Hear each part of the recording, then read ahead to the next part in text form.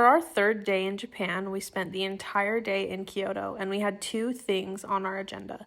The first thing was a Team Labs museum, and it was the biovortex, and this place was absolutely incredible. This is the second Team Labs museum I have been to, and this one was so much better than the one that we went to in New York.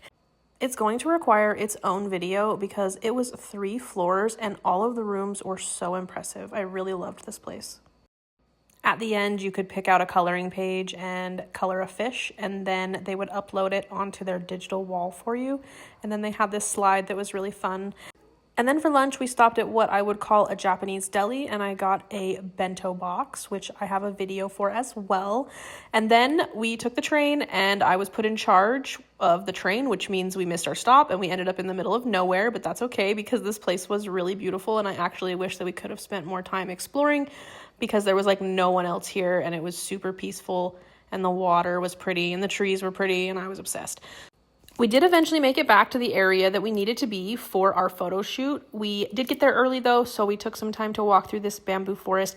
It was super busy. There was a lot of tours going on, so I wouldn't necessarily recommend this. I would have rather stayed in the other place, but I did get some banana juice matcha, which was really good, one of the best I've ever had. And then we headed to our photo shoot, and I couldn't do a lot of recording. It wasn't entirely allowed, so I did what I could. This was snuck by tea, and then I had this kimchi cucumber, and then we went and hung out by the water before we headed back to our hotel.